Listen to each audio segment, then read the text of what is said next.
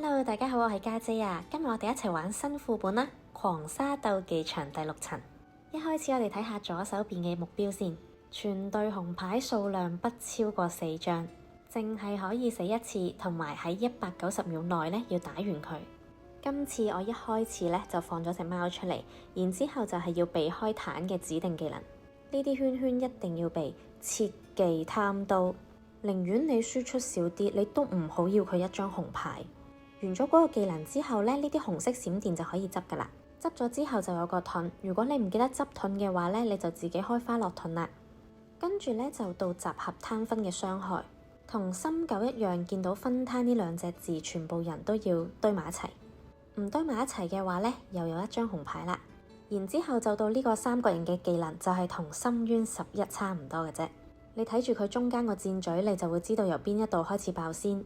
爆完之後打完彈2下呢，又會有一個範圍技能。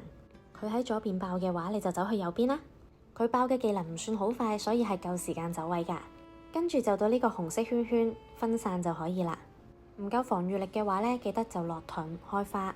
因為我哋打得快啊，所以呢，佢 skip 咗個技能。應該係會再有一個技能呢，係一條橫線，好似我哋打巔峰嘅時候嗰條綠色嘅線一樣。嗰條線呢，一定要噴到呢2個紫色波波，咁嗰2個紫色波波呢，就會俾嗰條線噴走咗噶啦。記得要留翻隻貓攞嚟打盾，打完盾之後呢，你先至開阿米。然後呢一個特別嘅紅圈圈技能呢，係要2個人去接嘅。呢個技能唔簡單啊！你見我冇落盾又冇開花呢，我對翼就走咗出嚟啦。第2次嘅3角形技能呢，就一定要睇佢中間嗰個圈圈，嗰個箭嘴係會話俾你聽佢向邊一個方向爆炸，然後就要躲避彈嘅指定技能。所以呢個副本呢都好靠走位嘅，咁其實只要你識得走位呢，你都好容易打噶啦。然後就到呢2個大圈圈嘅範圍技能啦，避咗大圈圈，記得要避埋啲細圈圈啊。今日段片就到呢一度，中意睇我打機嘅記得要訂閱我嘅 channel 啊。有任何問題嘅話喺下邊留個 comment 俾我啊，我識答一定會答你噶。記得要 follow 我 IG 同埋 like 我段片啊，我哋下條片再見啦，拜拜。